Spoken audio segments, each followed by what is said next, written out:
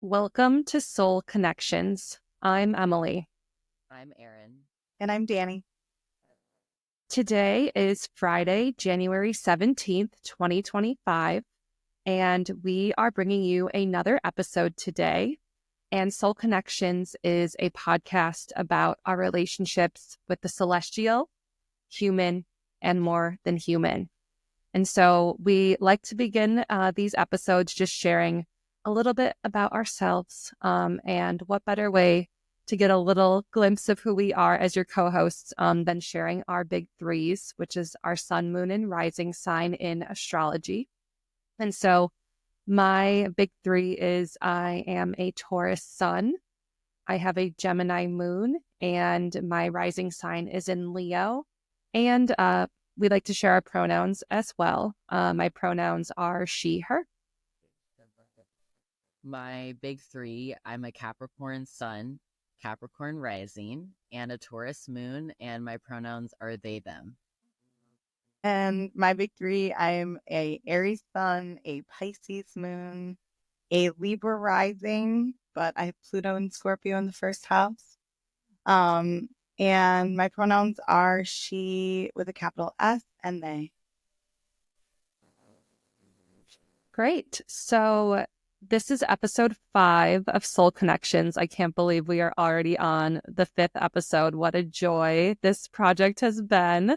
And we have a very exciting Astro Church segment for you today. So Dani, why don't you take it over to introduce this Astro Church segment? Yeah, Astro Church, just as a little background, it's an ever-evolving concept. It started as a group in 2019, a group space, but now it is a segment on the Soul Connections podcast. The idea is blending astrology, mythology, tarot, and storytelling to explore personal and collective themes. So, Astro Church is rooted in the belief that making meaning of things helps us to navigate our rapidly transforming world, by tapping into collective vulnerability, discerning truth from fiction, and also expanding our understanding of ourselves and our world. I wanted to talk a little bit about why we put Astro Church at the end of these solar seasons. So at the end of Sagittarius season, at the end of Capricorn season, for example. We're doing that because we want to reflect on our lived experiences rather than predict them. There's a lot of predictive astrology out there, and all three of us have different relationships with that. But the goal of Astro Church is more about finding meaning about what we've been through, and connecting deeply to the stories that we're living in. It's really important that we understand what stories we are all operating in. And also having some hope and belief in magic for what can come. So yeah, that's kind of the story on Astro Church. Today we're going to be talking about Capricorn season. We're going to be talking about Saturn, which is the ruler of Capricorn, along with Venus and the North Node in Pisces. Our tarot connection for today is the Seven of Swords. And we're going to be going over the story Haroun and the Sea of Stories. Aryn is going to tell us a little more about that. Some themes for the episode: legacy and responsibility to our dreams, discernment and media literacy. We're going to be talking about tech bros, and the power of faith and grounded action. So before we begin all of that, we like to start with what are called universal shoutouts. So I'm going to turn it over to you, Emily, if you want to lead us in our universal shoutouts. Thank you, Dani. Yes, Universal Shoutouts is an integral part to Astro Church, and it's where we take a few moments to hold space and uplift energy, healing, awareness, love for just different lived experiences. So this is a space for us to hold space for struggle, for communities, for personal events, communal events. But really, we are just trying to hold space, bring some awareness, and send some loving energy to what we are holding space for in universal shout outs. And we do invite you. We would love our listeners and our community to begin sending in universal shout outs so that we can start to uplift what you're holding space for. And the best way to do that is to send us an email at soulconnectionspod@gmail.com, or you can send us a direct message on Instagram at soulconnectionspod on Instagram. So to begin with universal shout outs, we first like to ground ourselves. So let's start by taking a deep breath in through our nose and exhaling out through our mouths. Who would like to open our universal shout outs today? I can do it. There's talks of an actual ceasefire in Gaza, and there's still killing going on. There's still people dying. I just want to send a universal shout out to end this genocide, like, as soon as possible. And to all the people that are hoping and praying with everything that they have for this ceasefire. Universal shout out to the people in Gaza. Thank you, Dani. I would like to send a universal shout out to everybody in the Los Angeles area, anybody who has loved ones in the Los Angeles area. One of my beloveds, Saucin, shout out Saucin, lives in Los Angeles. And obviously, since last week, Los Angeles County has been devastated by wildfires. And so everyone who is being impacted by that, who knows loved ones, and also all of the incarcerated people who are fighting these wildfires and getting paid extremely low wages and really don't have a say in whether or not that's something, subjugated labor. And I think there's a really good documentary on Netflix that really explains this really well, but that slavery has not gone away. Slavery has simply evolved. And this forced servitude and forced labor shows up in our prison system. And the documentary I believe is called 13th, and it's about the 13th Amendment. But I just want to send universal shout outs, one, to the incarcerated people who are fighting these fires and putting their lives and livelihoods and health on the line. And then universal shout outs to everyone in LA County and everyone who has someone they love in LA County. So universal shout out to everyone impacted by these devastating wildfires. I would like to dedicate my universal shout out to folks in America who are undocumented. The president-elect has some pretty scary plans in terms of deportation. And I just also want to say that those folks, their value to our culture is not only dependent on the labor that they do, they're people with families and love and lives. And so I'm just thinking about them a few days before the inauguration in the United States. So universal shout out to those folks. Thank you, Dani. Thank you, Aryn. So listeners, we invite you to share your universal shout outs with us so that we can share those in next month's Astro Church episode. So to close out our universal shout outs, please just hold all the people we've mentioned in your hearts and send some love and healing their way. And let's take a deep breath in through our nose and sending love and power out through our mouths. And so with that, I invite Aryn to share our story connection for today. So today's story connection is from the novel Haroun and the Sea of Stories. This is a book written by Salman Rushdie, and I'm going to give a brief overview and read a passage from it, which we'll talk about later.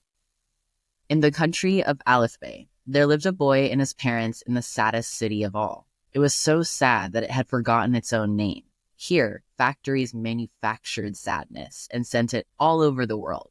Despite the sadness, though, that plagued this city, Haroun was a happy child. His father was an infamous storyteller, Rashid Khalifa, and his mother, Soraya, was a beautiful singer. Rashid was known as the Ocean of Notions and the Shah of Blah, depending on who you talk to, whether they were an ally or an enemy. He would delight his audiences with all kinds of stories, distracting them from the melancholic drudgery of their lives.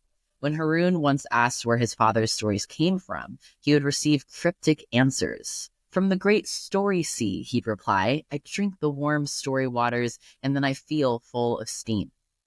Haroun didn't quite believe his father, but his stories were so compellingly entertaining that it didn't bother him much. That was until Rashid lost his ability to tell stories. His wife Soraya left him for his neighbor, a sensible man who critiqued Rashid often by saying, what's the use of stories that aren't even true? Haroun repeats this question to his father in a fury of rage, haunted by this notion that his father's storytelling career caused more harm than good.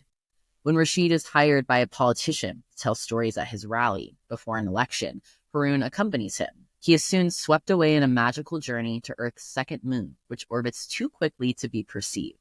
There, he discovers the Sea of Stories, which he originally thought his father fabricated to explain his source of stories. His guide, If the Water Genie, told Haroun about the ocean of the streams of story, and even though he was full of a sense of hopeless and failure, the magic of the ocean began to have an effect on Haroun.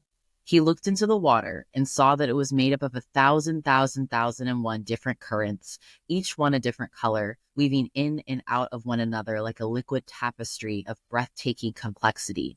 And If explained that these were the streams of story, that each colored strand represented and contained a single tale. Different parts of the ocean contained different sorts of stories, and as all the stories that had ever been told, and many that were still in the process of being invented, could be found here. The ocean of the streams of story was in fact the biggest library in the universe, and because the stories were held here in fluid form, they retained the ability to change, to become new versions of themselves, to join up with other stories, and so become yet other stories. So that, unlike a library of books, the ocean of the streams of stories was much more than a storeroom of yarns. It was not dead, but alive. Haroun dips a cup into the sea of stories, and he drinks it. He is transported into the princess rescue story, but it goes horribly wrong at the end. If the Water Genie gravely explains, it's pollution. Don't you understand? Something or somebody has been putting filth in the ocean. And obviously, if filth gets into the stories, they go wrong. Thus, Haroun embarks on a journey to defeat the polluter of the Sea of Stories, which we will talk about later in our Story Connections segment. I'm now going to hand this over to Dani to talk about our tarot connections. Ooh, thank you, Aryn. That's like a really good, we're starting to feel the theme.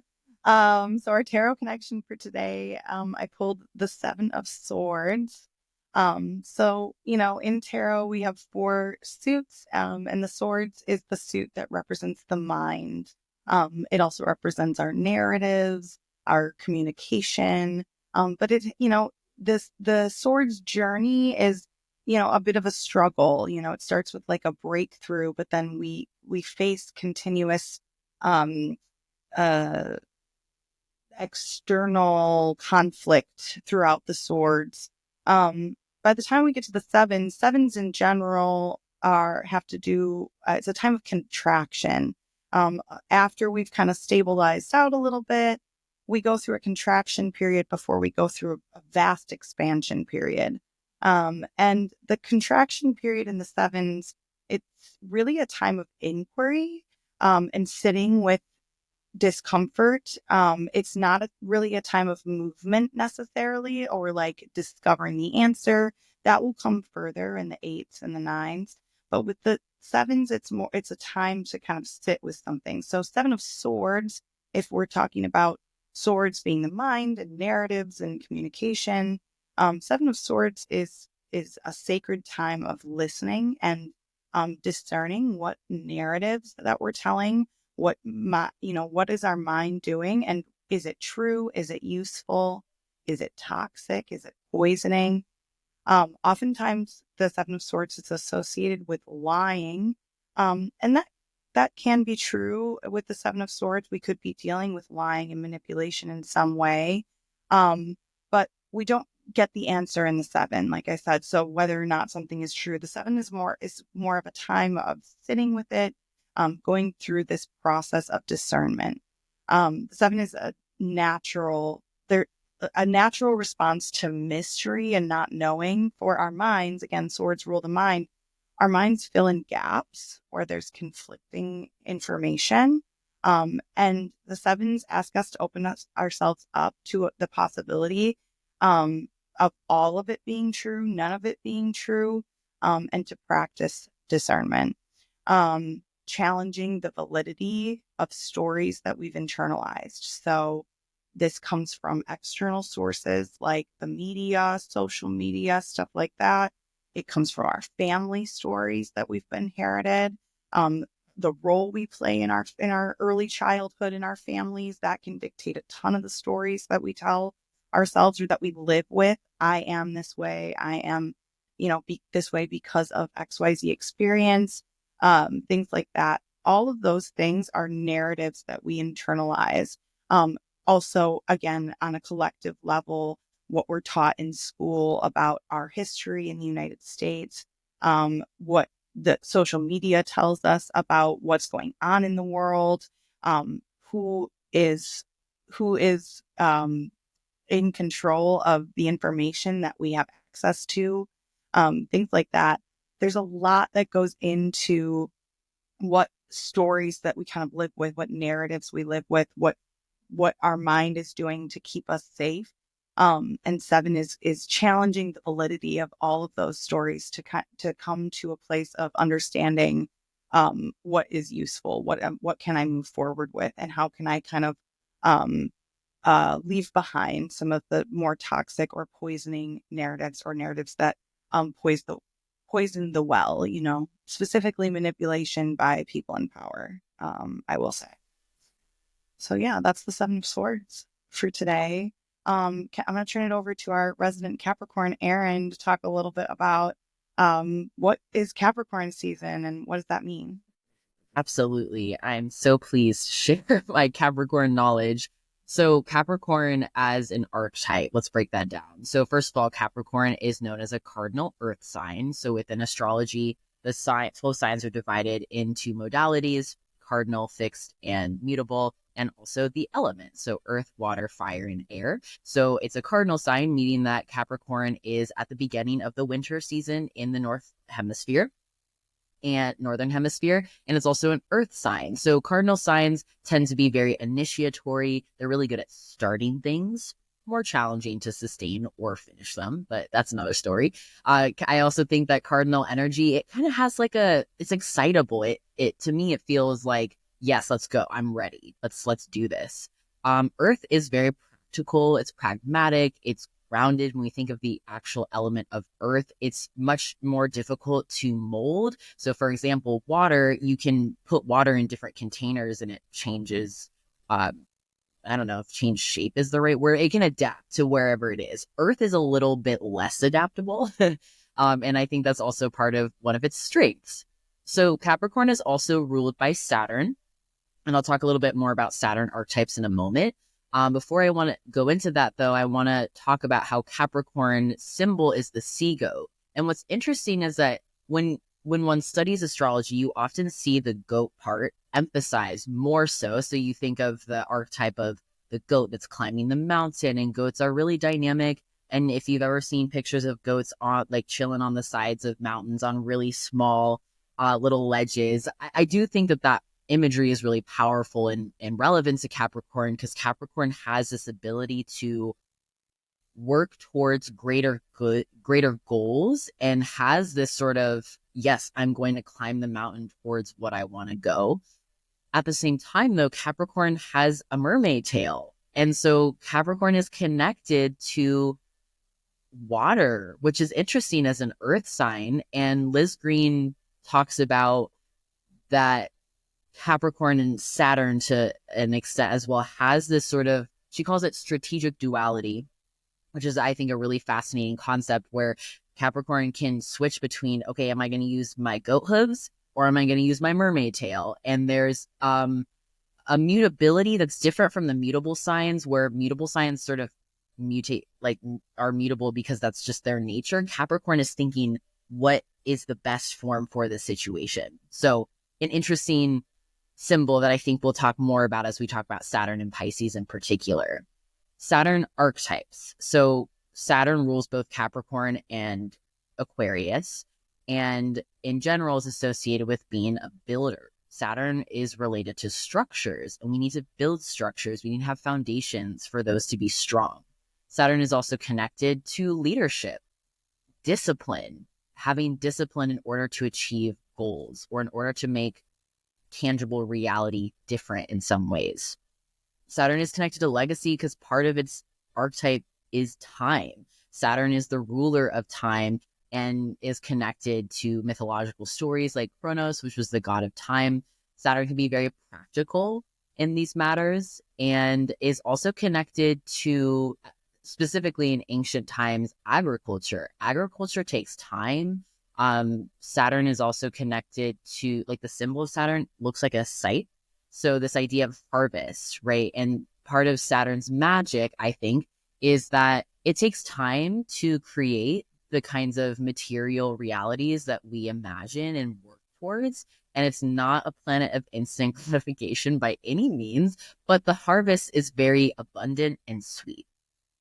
So Saturn is also associated with more negative or challenging themes in astrology. It is considered a malefic planet alongside Mars. And basically what malefic planets do is they're ruling over things that are maybe a little more challenging, but there's really a lot of benefits to that as well. I mean, as a Capricorn, you will never hear me say that Saturn is bad, because I think Saturn's magic is something that is, one, takes time to build a relationship with, but is also incredibly powerful and necessary for just living and existing.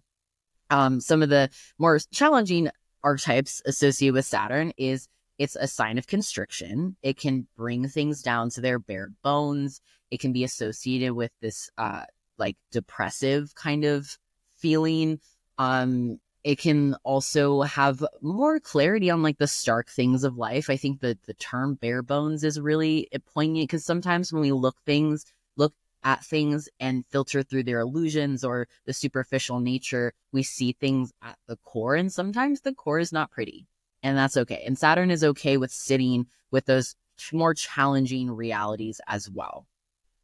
Now, Saturn and Pisces, which I have that in my natal chart, and I really love this manifestation of Saturn because I really think it brings out the sea goat archetype so much more, because Pisces is a water sign. It's ruled by the two fishes. And so I think it really pulls out that Capricorn sea goat archetype. So Saturn here does provide structure.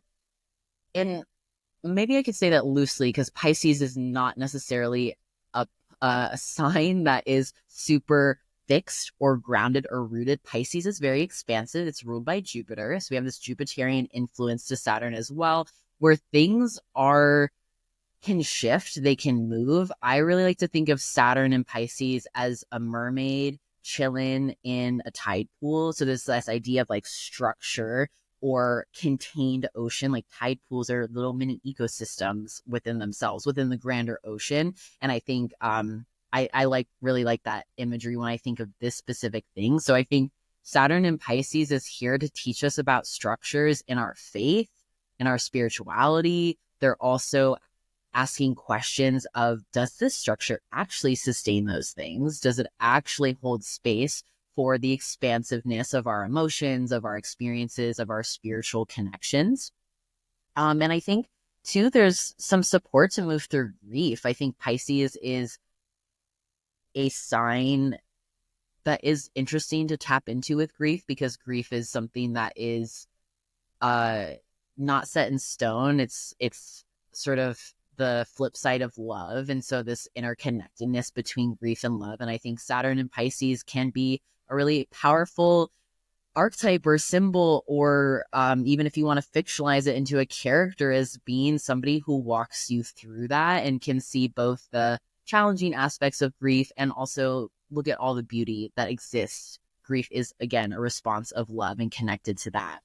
Okay, really quick. I love that so much. And I want to keep going, but also like we Emily and I were talking earlier about like just the general read on what's going on right now in Capricorn season, or like how we have felt in Capricorn season, and grief being like the opposite of love, and Pisces being a sign that like holds space for all of it and like sees it, Pisces is two fish tied together swimming opposite directions. So it's literally like the infinity symbol of Pisces being able, like, it's grief is expansive when it comes to a Piscean view of it, because it's a Jupiter ruled, it's Neptune ruled in modern astrology. So like it's got this like ability to dissolve, to end. But in that dissolution, Pisces knows that like when things are ending, like they are becoming a part of this like collective well of, universal love, essentially. I've seen something about Neptune, which is Pisces modern ruler, being like the higher vibration of Venus, where it takes that Venusian like beauty and connection to the next level of like some on a more collective level, because Neptune is a collective planet, so, and combined with that Jupiter expansiveness of Pisces, and Saturn here really, with the depressive nature of Saturn, the stark reality stuff that you're talking about, like for me, it's really felt like, yes, I have to face these realities, specifically around like my spiritual life, wherever Pisces sits for each of us is going to be different. So we're all going to have a different experience with this. But for me, it's been like, having to face things, but having the like support to do that, and having to see the stark reality, but feeling like safe still in doing that, because I'm grounded, and I'm able to like, okay, I have grief around this like 20-year-old grief. Here we go, Time Lord, and also it's funny because it's the last time the North Node was in Pisces. So it's like it's literally like Saturn coming in here and being like, okay, look at this.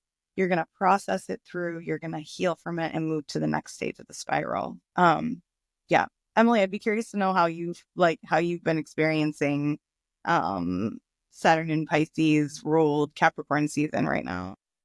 Yeah, thinking about Saturn and Pisces and like containers for grief. So I actually have been listening to this very profound podcast called The Great Turning, and it's with Jess Sarante and Joanna Macy. And Joanna Macy is 95 years old, and she is this like legendary eco-spiritual leader and activist. And like, I've only learned about her recently, and like, so legendary, so profound. And she's offering all of this wisdom in this podcast as one of maybe the last like collective offerings she has to share as she comes to the end of her life. And she is still living. She's 95. She's a Taurus. I looked up her birthday. But she offers something, her big kind of work that she's been really focusing on at the end of her life is the work that reconnects. And part of the work that reconnects is a process to honor our grief. And she calls it the spiral. And this makes me think of Saturn and Pisces because it's providing a fluid yet structured spiral for us to process our grief. And I just wanted to share the framework because it feels so Saturn and Pisces to me. And so the spiral starts on the outside of the spiral, kind of working in.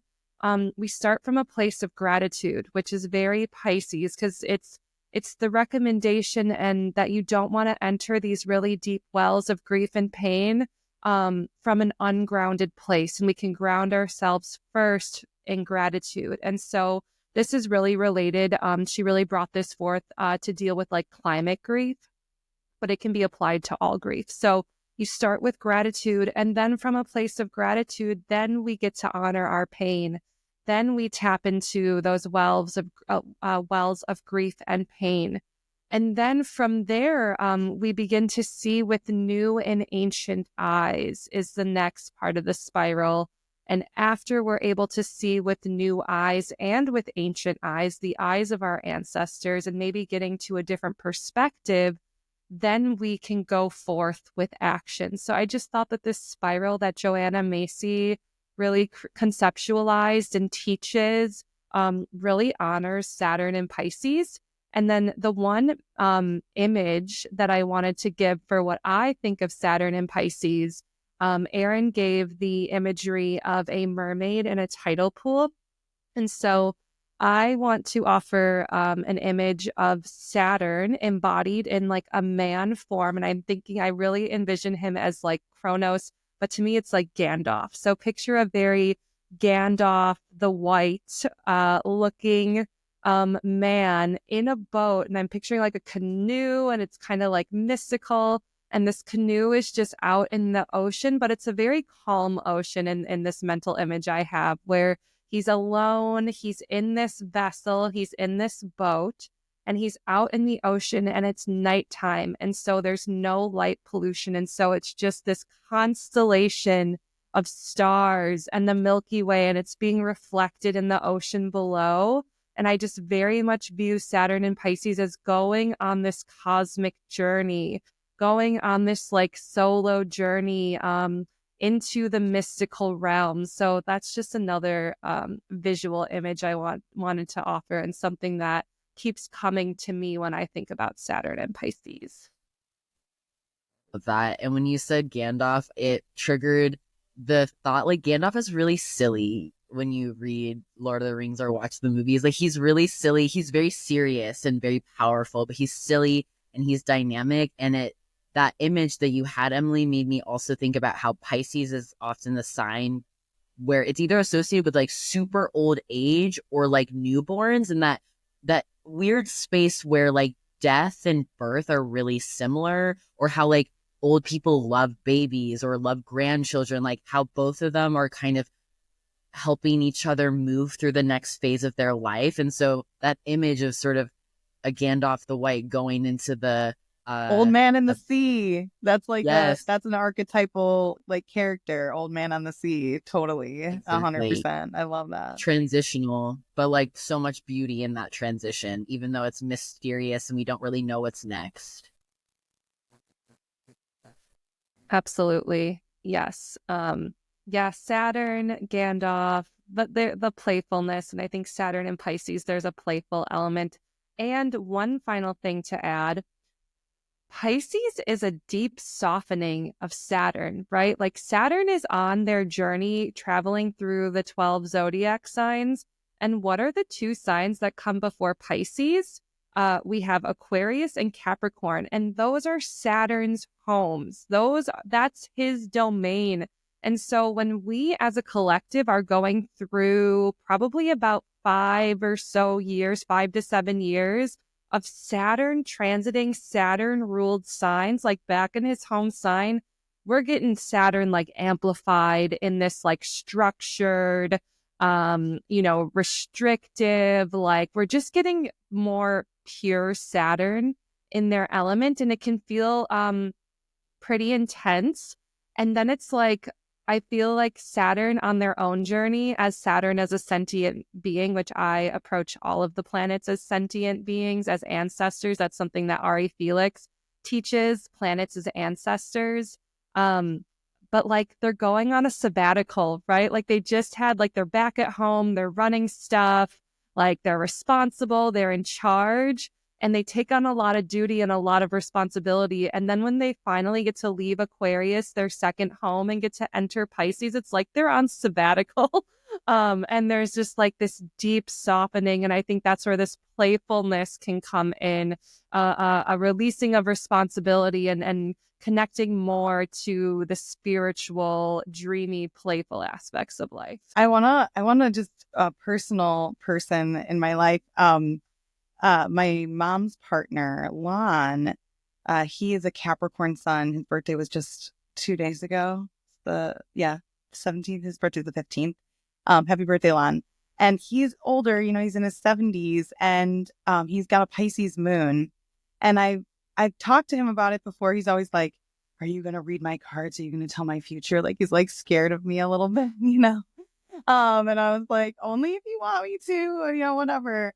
But when I have gotten the opportunity to kind of sit down with him, and he's a very Capricorn person, like he, like man of his like silent generation, like man, like he is working all the time. He's still working. He hasn't retired, and he's in his like mid 70s, and always doing yard work, and he's always got to be moving, got to be doing something. But he also like loves sci-fi and like stories, like this weird stories, and he just will watch that all day long. Like my mom is always like, whatever. She's a Cancer. This is a cute like Cancer Capricorn relationship that's been around for 20 years, so it's a committed, like stable, resource sharing relationship, but they're both very independent people and very different people in a lot of ways.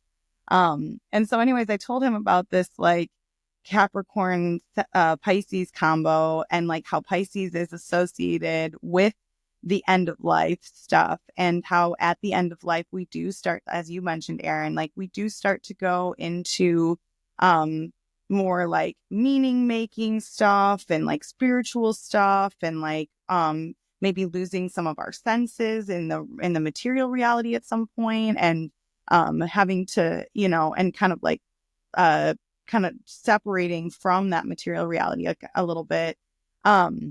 And I kind of told him about that, how people can be more imaginative and creative in that time of life. And he was like, I really feel that. Like, he was like, I really feel that, I do become more spiritual. I do become more imaginative. I am thinking more about my past, than I ever have in my life, stuff like that. So I just wanted to like confirm kind of both of what you're saying about this like Saturn and Pisces archetype. And it is a softening of that Saturn archetype. And it's also like an expansion, like there's an expansion alongside endings, which is with Pisces, which is such a beautiful magic. Do you have anything else to say, Aryn, about the like general Capricorn season stuff, or should we move into what's going on with the transits? Let's move into what's going on with the transit. Cool. So Emily, you want to talk about that? Absolutely. So why don't I start sharing my screen, because we do want to give you some visuals while we're talking about dates and transits, and it's just helpful to get a visual of this. So what we're looking at on my screen is just, this is my astrology software that I have, shout out Astro Gold. And so this is the software that we use to look at the different charts. And so this is from, about midway through Capricorn season. And so we've been talking about this big Saturn and Pisces theme, and there's this huge Capricorn Pisces kind of energy really just filtering through the collective and on personal levels. So over here in the chart, on the right-hand side, we have the sun in Capricorn. So you can see the sun is making their way through the final 10 degrees of Capricorn here. We have Mercury in Capricorn. And then we have this really beautiful Piscean party up here towards the top of the chart in the 9th house. This is a chart from the date of January 11th, which was, shout out, Aryn's birthday. Happy birthday, Aryn, our resident Capricorn king. And this was the day that the nodes, the lunar nodes, which are right here, I'm circling the north node, and then opposite of that is the south node. This was the day that the nodes changed sign. And so the north node is now in Pisces and the south node is in Virgo. And this is just amplifying this Pisces party. So here we have Venus in Pisces, Saturn in Pisces, Neptune in Pisces, and the north node in Pisces. And so we'll be talking quite a bit about this little Piscean party that's happening in the sky and why it's having such a great influence over the sun in Capricorn and Mercury in Capricorn, and kind of our experiences collectively. And then we also have, here's Mars in Cancer retrograde. We still have this Mars retrograde in Cancer energy that is taking place. So wanted to point that out so you can kind of look at the chart while I run through some of these dates, just if you're like a details person like me. I have a Gemini moon. I love the details. I love the dates. And really for like Dani shared, like we do these reflectively, right? Like I'm an anxious, I struggle with anxiety. Predictive astrology can really get me into some anxious energy states and mental states that I don't like to be in. So I really like to, how I approach astrology in my day-to-day life is I always say I'm living the astrology. I'm just kind of making little mental notes of where the planets are and kind of viewing my life through this little astrology filter that I have. And I also love to look back and kind of see the archetypes of the transits and how they played out in my life, because once you really start learning this astrological language and being in relationship with these archetypes and these planetary ancestors, like, boy, oh boy, do they show up and do they hit? Like, it's just wild. So if you're someone who likes to keep track of dates and reflect, so for your personal reflections, the sun has been in Capricorn since December 21st of 2024, the winter solstice, and the sun will be in Capricorn for 2 more days until January 19th, and then the sun will move into Aquarius. We had a very Piscean influenced new moon in Capricorn on Monday, December 30th, the day before New Year's Eve. I loved this new moon so much. And it was totally, the sun and the moon were both ruled by Saturn and Pisces, which was beautiful.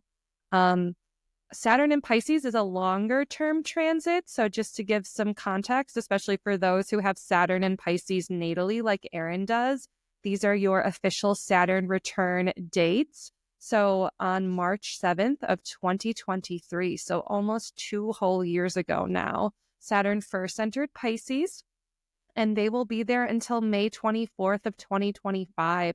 So you're kind of in this home stretch, final stretch of the Saturn return for those with Saturn and Pisces natally. So, and collectively, we have about 5 months left of Saturn and Pisces. And then there will be, then Saturn will be in Aries, but then there will be a little retrograde.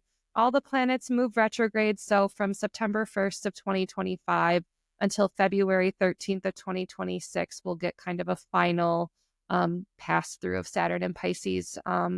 And then they'll be on their way through the beginning of the zodiac and won't return for another 28 or so years. So the other big transit dates to take note of, I mentioned the lunar nodes changing signs. So North Node entered Pisces and South Node entered Virgo on January 11th of 2025, and they will be there until July 26th of 2026. And I just want to give a little just context on the nodes. So the lunar nodes are points in space. They are not planetary bodies. And again, if you follow my arrow, my cursor over the screen, this is the North Node. Looks kind of like a horseshoe. And then opposite of the North Node is the South Node, which kind of looks like an upside down horseshoe. And they're the lunar nodes. So these are actually points in space where eclipses occur. And so this is the point in space when, the moon is eclipsing the sun, or the moon is being eclipsed by the shadow of the earth. And eclipses are really big energy in astrology. And so a little astrological kind of insight into what the nodes are. One, in Vedic astrology, they are known as the head and the tail of the dragon. And so the North Node is known as the head of the dragon, whose name is Rahu. And the South Node is the tail of the dragon, which is, their name is Ketu. And they get severed in half and put among the stars. And so there's this hunger, like this insatiable hunger energy with the North Node, because it's the head of the dragon disconnected from their stomach. So they eat and they eat and they eat, but they don't ever reach a sense or a sensation of being full. And then the tail of the dragon is disconnected from the head.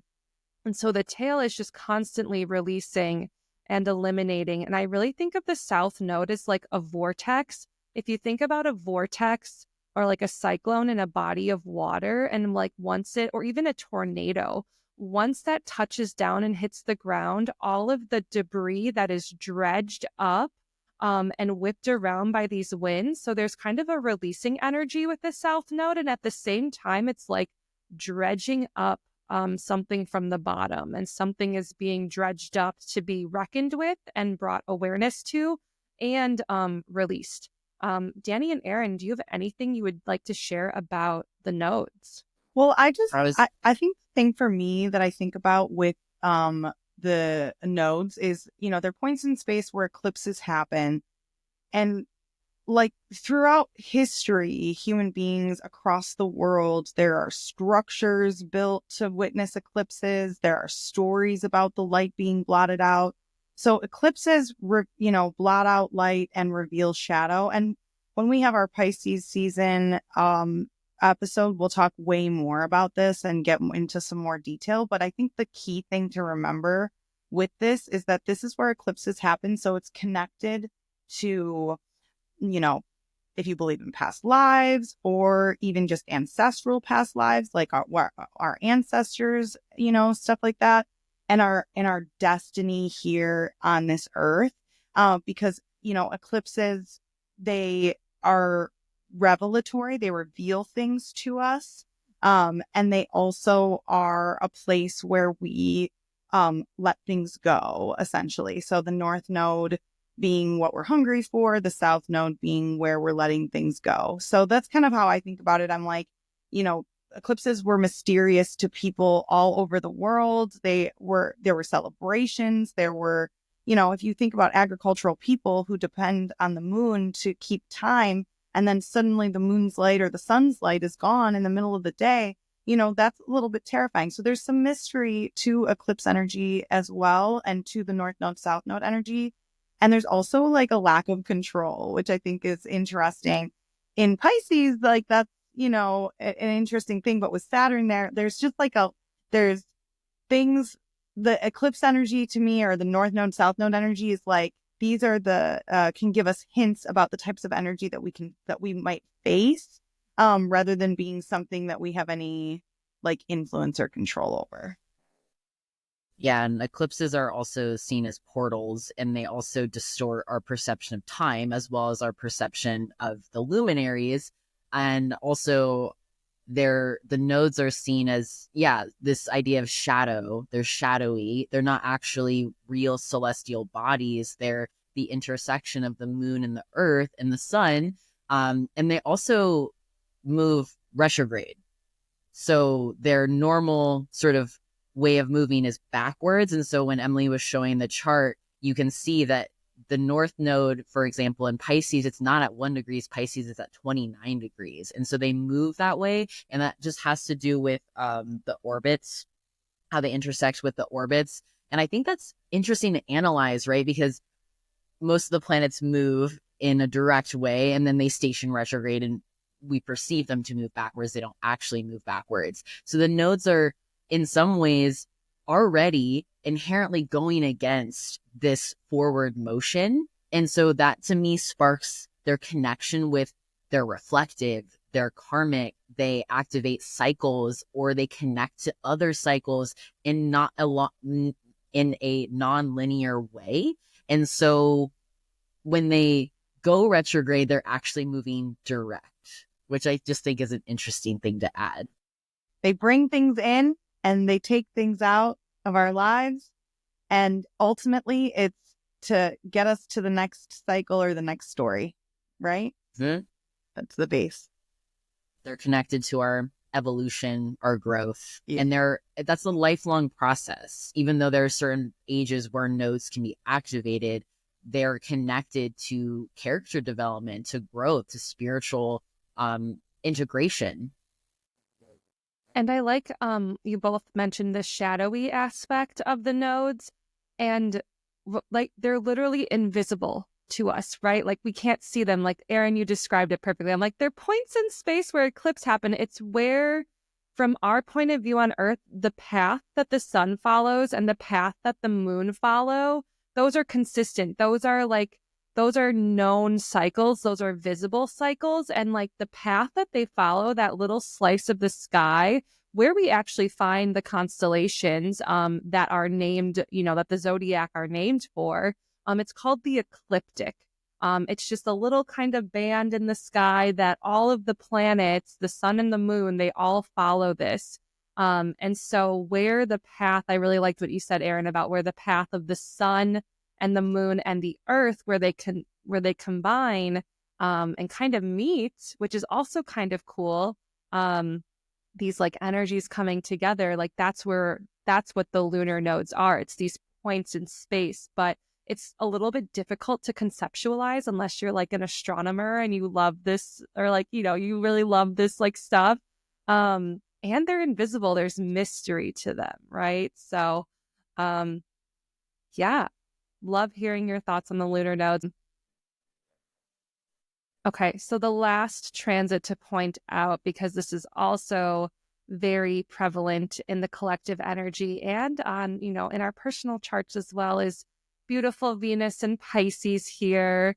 Venus, goddess of love and beauty, planet of relationships, of desire, of art, of beauty, of sensuality. Beloved Venus, she is in her exaltation in Pisces. She is up on high. Pisces is her kingdom, right? Like it's where she's up on high. I really think of exaltation as these planets in their like god or goddess manifestation. And when they're in their home signs, they're in their ruler manifestation, like king and queen energy versus like god goddess energy is kind of how I think of rulership or domicile versus exaltation. So Venus and Pisces, this is some great time for some Venus magic, some glamour magic. I've been doing my makeup for these podcasts ever since Venus entered Pisces, right? Like glamour magic, great way to honor Venus while she's in her exaltation. So yeah, those are the transits. So also, I'll hand it over. I really want to call out Jupiter and Gemini as well. Can we just look at that? Because it's interacting with some of the party in Pisces over here at the top of the chart. And I think it's just important for some of the like connections we're going to be tying with the issues that have been going on in Capricorn season, like collectively, at least in the US, because we're really talking about US stuff at the moment, although that does impact everyone in the world. But yeah, Jupiter has been in Gemini since May of 2024 and will be there until June of 2025, and it's currently retrograde at 12 degrees. Oh, it was at 12 degrees before on the 11th, it looks like. And Gemini squares Pisces, so all this stuff in Pisces is being squared by this Jupiter and Gemini stuff. And Gemini's, the communicator of the zodiac. It has to do with like the internet, stuff like that. Social media. And Jupiter is the king. And I think, there's been a lot in this Capricorn season, a season that has to do with building the structures, the legacy, and we have Pluto in Aquarius, which also has to do with technology and the internet. And then you have the king, Jupiter, in Gemini, again, the communicator, social media, all kinds of media really is what Gemini rules over. And we've had multiple tech bros getting a ton of power in these, more power than they already had in the last month. Starting on December 20th, we had Elon Musk, the owner of the social media platform formerly known as X, formerly known as Twitter, now known as X, using his platform to amplify his own personal influence and power by throwing a fit about the U.S. government budget, spreading stories, spreading narratives, sowing seeds of fear and doubt in the collective, poisoning the well, if you will. And the the Republican Party essentially just kowtowed to it and didn't vote for the the budget. So there was a potential government shutdown, and then Elon Musk and Donald Trump got to look like the heroes and the saviors of the U.S. government when they resolved the whole thing. So there's the Capricorn themes of authority, power, structures, legacy. There's the Pluto and Aquarius themes, using technology to influence power in a huge way. Elon Musk is going to have we were just talking earlier, is going to have an office in the White House, and if nobody knows about this, but if nobody knows about this, you might already know about this, but he's going to have a position in the cabinet under this new department, the Department of Government Efficiency, Doge, after his what is that called, cryptocurrency, which is just so so we got these Gemini themes of media communication, all over the place, storytelling. We got Jupiter here, who's the king, and then we've got Pluto and Aquarius. Pluto, the power planet, the one that digs it up. And literally, as soon as Pluto enters Aquarius, it's now all of a sudden our king, our ruler is Elon Musk. And also, there's the Seven of Swords stuff comes in with this happening as well. Seven of Swords is a time of discernment, a time to figure out what's true and what's not. And there's a lot of stories about what the government is doing, what they aren't doing. They're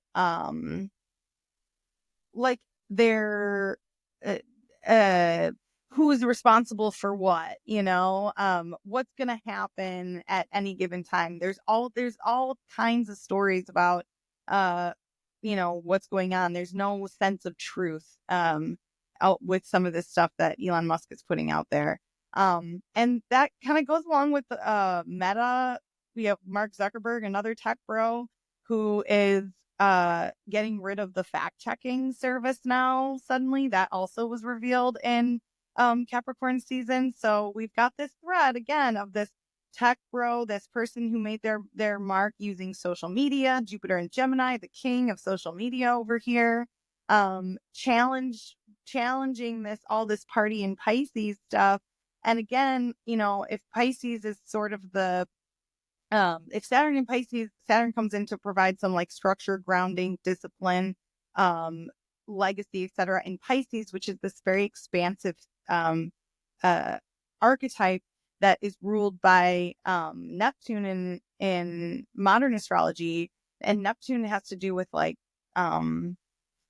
illusion, So if we have all these illusion, nebulous stories going on in Pisces stuff, that the Jupiter and Gemini archetype is in that square, is kind of taking advantage of that, and profiting off of that, and expanding themselves at the expense of the collective well-being. So Meta removing fact-checking, Zuckerberg getting to finally, he just has wanted to bro out his entire existence, and he's been pretending to be this good dude, and now he's suddenly I get to be the tech bro misogynist I've always wanted to be. Moving his stuff over to Texas to be to keep it away from the bias of California, just total obvious nonsense stuff. And then of course we have the TikTok ban, which just as of this morning was approved by the Supreme Court. So TikTok will be no longer allowed to operate in the United States. Nobody knows how that's going to be enforced yet, because Biden has said he's not going to enforce it. So Trump is going to have to decide about whether or not he's going to enforce it. And honestly, who knows what Trump is going to do? He's a little bit of a trickster in some of that stuff. I bet if he can make some money off of it, he'll figure out a way to become the savior or something. But who knows what's going to happen with it? The worst case scenario is that they delete all the U.S. servers and they get rid of, years worth of American culture and history. But again, this is another example of where technology and power and elusive storytelling all kind of come together. And to me, it really highlights this Saturn, Venus, Neptune, and the North Node all together in Pisces, squaring this Jupiter in Gemini, the Jupiter and Gemini archetype. So I'm going to pause there because I've named like a couple of different things. We've got the Elon Musk stuff, the TikTok ban, Meta removing fact checking. Any thoughts or things you want to add to it? I think I was doing a lot of research on the Meta stuff, and I watched Zuckerberg's video where he's explaining all these new changes and the reasons why. And it's really interesting, I think, and this is so Jupiter and Gemini square Saturn and Pisces of like, who's regulating information, who gets to decide what is true and what is not. He was talking about how the decision to remove fact checkers was connected to expanding free speech, which when we think of his perspective of expanding free speech, it's unchecked free speech. And and to me, I was thinking when I was watching, I was like, this guy is operating from the understanding that of already the systems of power that exist, right? Because the idea of like, yes, free speech, everybody has the opportunity to say what they will, what they want, but certain people's speech is more elevated than others, right? Like if you're a misogynist or if you're racist, that is going to have a bigger impact because it's connected to a system that already benefits from that and creates that and generates that. So that's an interesting idea of these tech bros being like, I'm leveling the playing field, but actually you're elevating people with power and privilege, and you're removing protections for people who do not benefit from that or marginalized from that. And I just think and it's also positioning oneself as the savior, which also kind of feels Saturn and Pisces to me. You can have it either side. You can have like the sacrificial martyr Jesus archetype where it's like, I have so much compassion for the people and the struggle, and I want to participate that. And then you also have people in power who are operating with this illusion that they're saving people, when it's like, who are they actually saving? It kind of seems more self-centered in that sense. So all of that just it was very frustrating to watch that, because I was just like, the way that these men are positioning themselves and the narratives they're telling themselves about what they're doing feels so disconnected from the collective reality. And it just feels like,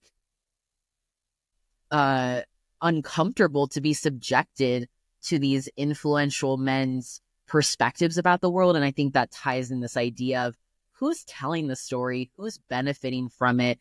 We're living in other people's stories, and our stories, literally our TikTok stories, are being suppressed. And so even this idea of the US being concerned about TikTok mining people's data or using people's data, even though they're already doing that, it very much feels like, I see that you're doing this, and I don't like that you're doing this, because actually that's my job. I'm supposed to be surveilling Americans, not you. And so it's weird, and it's uncomfortable, and it's kind of funny in a messed up way, where like, Dani, when you're talking about Elon Musk calling his freaking agency Doge, I was like, we're being run by meme lords, but they're not even acknowledging that they're meme lords. They're completely serious, but I'm here looking like, are you kidding me? Like, this is actually absurd. Well, Jupiter in Gemini is a trickster, like they're like, it's the trickster king. It's the trickster god, it's like it's as if Mercury and Loki and like all those like trickster gods were literally given Zeus's position to be the ruler over everything, And if we look at where Mercury is right now, Mercury's in Capricorn. And can we point it out? Yeah, Mercury's in Capricorn, and it's not making like a super close opposition right now to the Mars retrograde in Cancer, but there's, a house opposition relationship, a whole sign opposition relationship there. And that Mars retrograde, when Mars gets agitated, irritated, it can't release the heat, there's reactive energy from that, and it's opposing this, Mercury in Capricorn, which Mercury in Capricorn, Mercury being, it's a grounded, way of communicating. And also there's ambition with Capricorn energy. There's legacy building. There's wanting to be the top, the richest, the best. And that's not for all Capricorns. Like, I love the sea goat archetype. I love Capricorn energy. But in this context, with the stories that these men are telling, we've got this trickster archetype being ruled by this ambitious status symbol Mercury over here, and then opposing this irritated Mars in Cancer, which isn't doing super well in this retrograde. So it makes sense to me that they're telling these nonsense stories. I think one thing with Meta just completely like releasing their fact checking from their platforms, I was thinking about one thing that you said, Aryn, and it wasn't in this episode, but it was in a different conversation we had about Saturn being more about like the truth, because Saturn can represent material reality, the foundation, the bones, and that also includes space-time. So how we all perceive space-time, how we all have a shared reality and these different kind of individual realities. And so I really think Saturn in Pisces, and especially as Saturn up here is moving ever closer to Neptune in Pisces. And now we have the North Node conjunct Neptune. And Neptune is just dissolving everything, like dissolving, mystifying, making things really foggy. And so it's almost like that, that visual image I gave earlier of Saturn in his like Gandalf-like state in this boat out in the calm ocean. It's like he's approaching Neptune and he's approaching this huge like storm, but also like clouds and mist and fog. And so when we have like a huge platform that runs Instagram, that runs Facebook, that so many of us on and receive, like Dani, in another conversation outside of this podcast, you talked about all of the different algorithms that we live in, and that we all have our own individual algorithms, and that really shapes our worldview. It shapes our psyches, it shapes our perspectives and our behaviors. And so I think we kind of have this dissolution of that, right? Like we have this dissolution of having a shared sound reality. I feel like shared reality in this era of Neptune in Pisces, which Neptune has been in Pisces since 2012. And from 2012 until 2015, we've had this massive rise of social media, right? And that like the algorithms have been developed in this time span, and they've completely distorted our realities and the ways that we relate. And so with Saturn in Pisces, and again, fractalized through this Jupiter and Gemini, fractalized and scattered, it's almost like if Saturn in Pisces is answering and being ruled by Jupiter and Gemini, it's like taking this beautiful, complex, vast ocean and then fractalizing through it like trillions, billions of individual realities in a way. And so there's just this like dissolution of like a shared material reality. I feel like that is really at play in this time. And it's really being amplified and getting more intense on a collective level because of these tech platforms and because of the people who rule them. That makes me think too of how a lot of tarot readers are talking about how 2025 is the hermit year, which they find out through numerology. And so when Emily, you're talking about we're in the fog and we're in the boat and we literally cannot depend on traditional ways of interpreting direction, like via the stars or via the sky, because we literally cannot see those things. We have to rely on our own internal lanterns. And that means we have to rely on our systems of connectivity, our discernment. And so that's really challenging because there's no one right answer there. And like you said, there's infinite fractals that we can consider. But I think part of it is sort of filtering through the noise.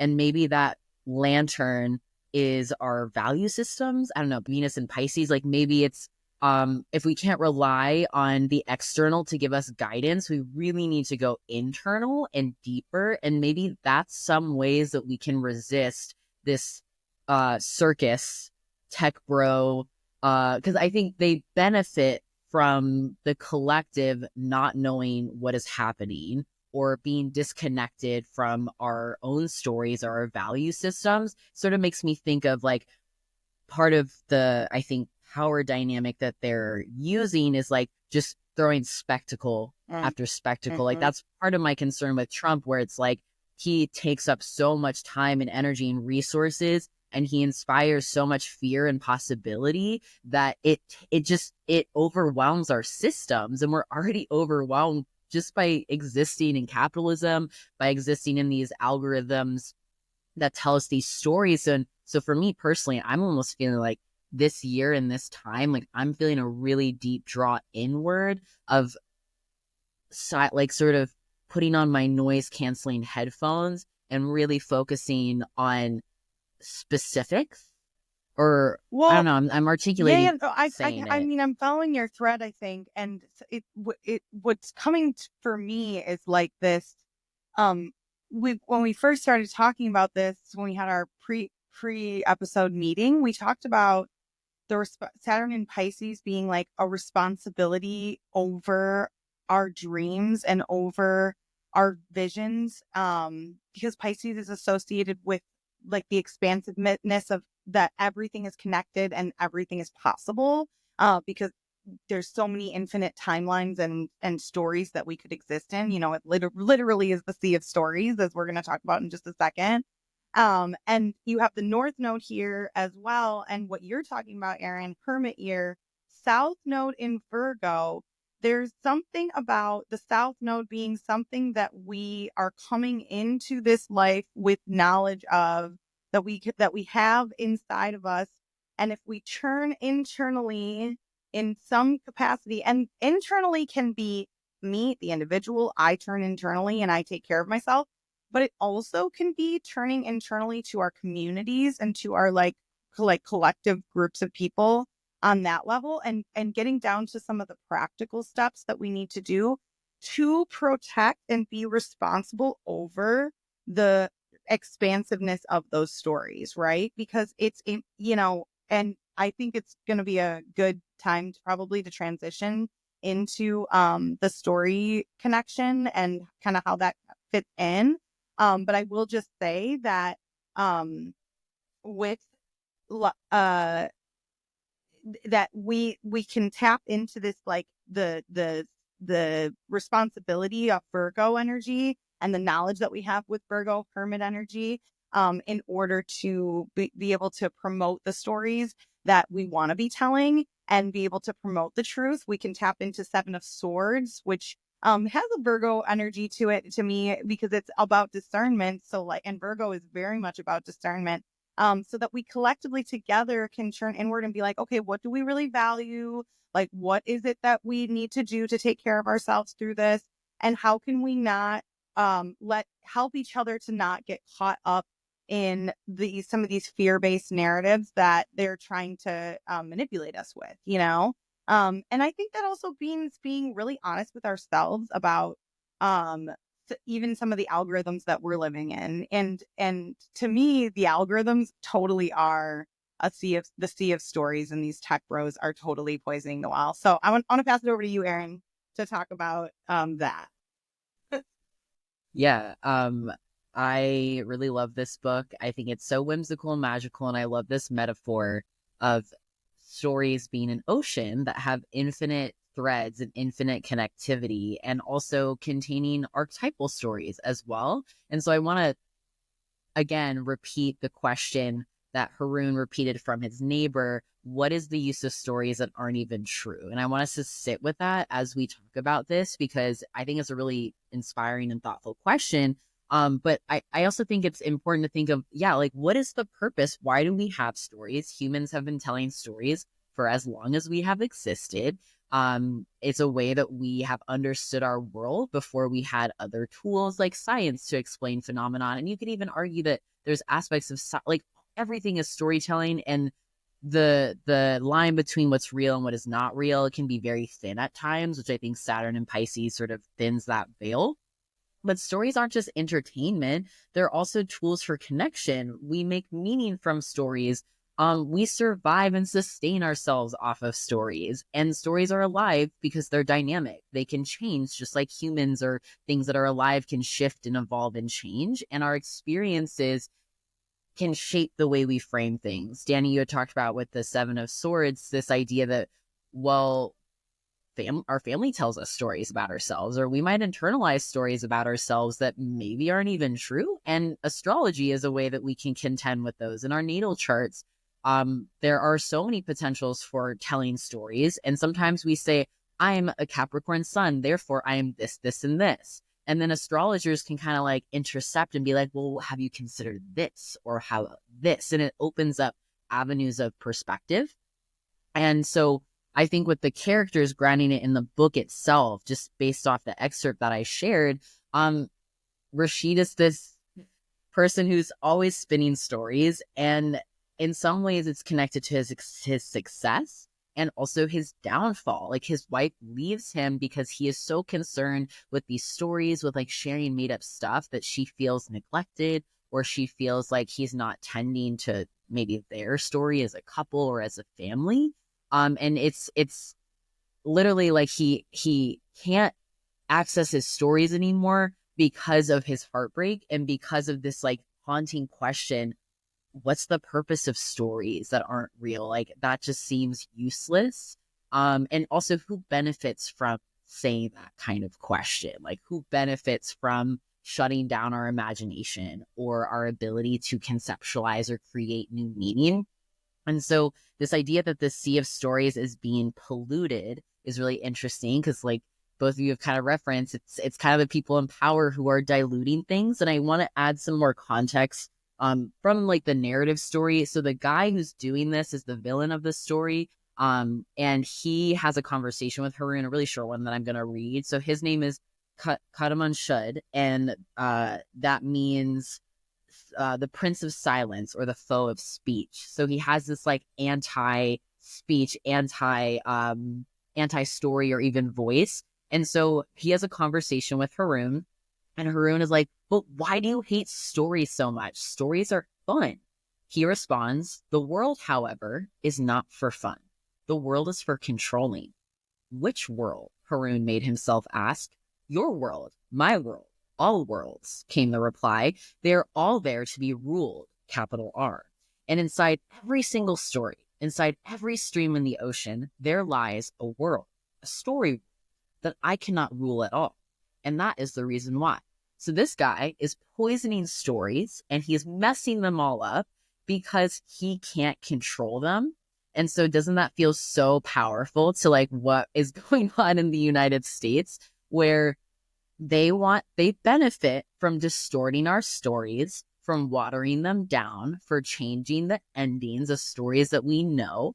And so maybe part of our resistance, and I think this is not just in Trump's presidency, but in every single context where there are stories of oppressive forces and structures trying to push people down, is like our stories have so much power. And if we choose to tell ourselves stories about resistance, about courage, about dedication, about overcoming insurmountable odds, what does that do for our just morale, right? Like we can tell ourselves stories all day about like, oh no, doom and gloom. Oh no, these tech bros are going to ruin everything. Like, yeah, they kind of already have. So it's like, are we going to continue reinforcing the narratives that they're feeding us through algorithms, through events, through perspectives? Like part of my sort of ways that I'm going to engage in resistance is like, I'm a storyteller, I'm a writer, I'm a world builder, and I want to build the worlds that I'm imagining. And those worlds benefit the collective more than they benefit the select few.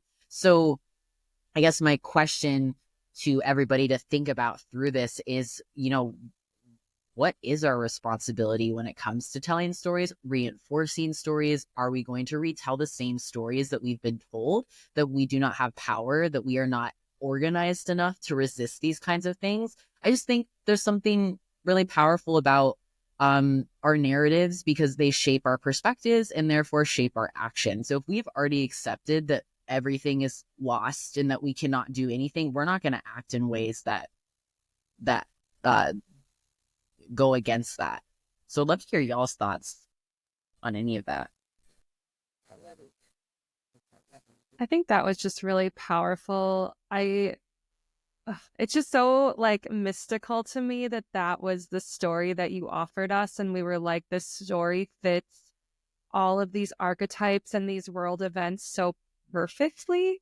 So when you were reading the quote, Aryn, from the villain who said that like needed like the reason that he's polluting the stories is because he needed to that worlds were for controlling.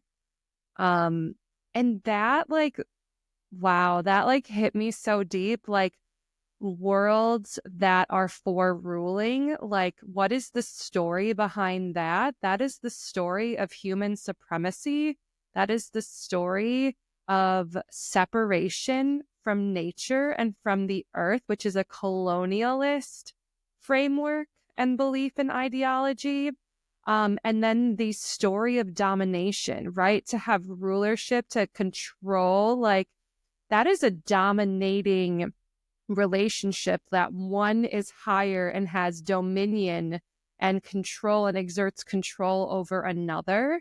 And so just thinking about like, we're talking about all these narratives, we're talking about all these stories. And for me, like we were saying, how we perceive the tech bros versus how they perceive themselves. Right? Like we know that they are perpetuating, living within, benefiting from, and, kind of quote unquote ruling or governing or exerting their power, their financial power, is through these colonial storylines of domination, of separation from nature, of power over rather than power with.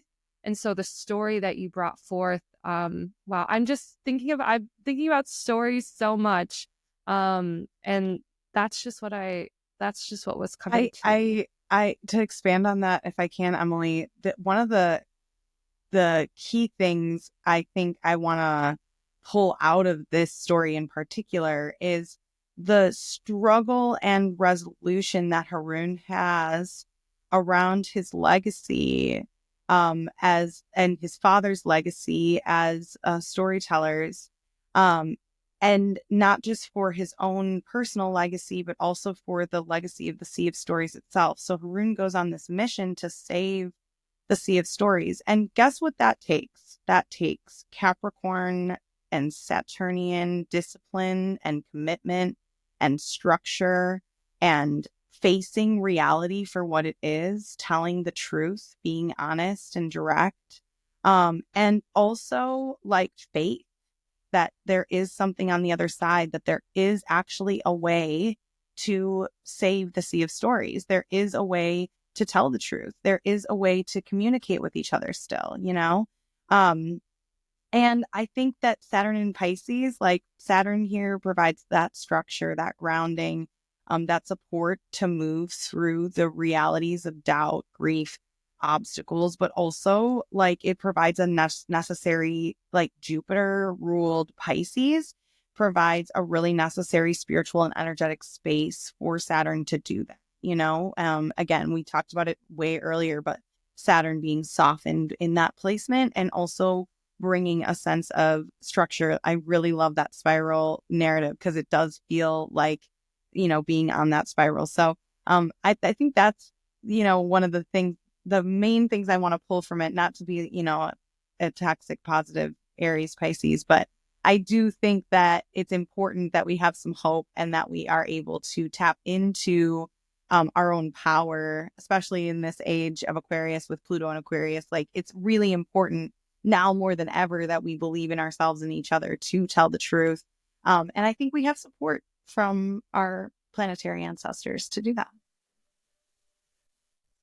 And also stories of hope and resilience and collective power have existed since the beginning of time. So we don't we can't forget that is also part of what's going on. Like, yes, we are inheriting legacies of oppressiveness and power structures as have also existed, but so has the opposite.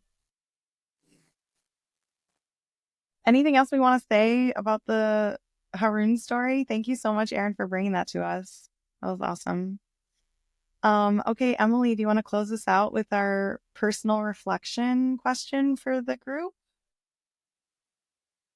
I would love to. So to kind of weave all these stories together into some broader themes, just kind of pulling on the different threads of Capricorn season, Capricorn as an archetype, Saturn and Pisces, really influencing Capricorn energy right now. So the archetype of Saturn and Pisces, we've talked about our tarot connection, the Seven of Swords, and we've talked about the story Haroun and the Sea of Stories, and being the child of a very imaginative storyteller and going on this journey to learn more about those stories. And so weaving all of these together, these are some questions that we would like to pose to you as our listeners, and we will be reflecting upon these ourselves. And with these personal reflections, again, we would love for you to share your reflections with us. And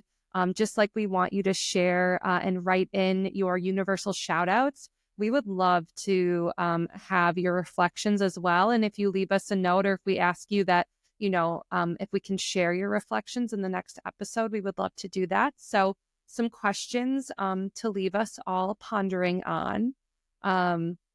What stories in your life and in the collective feel protective, sustaining, and nurturing?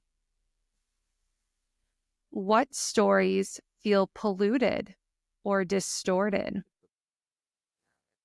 How can you and those around you protect and nurture the stories and truths that matter most to you and your community? So those are our questions.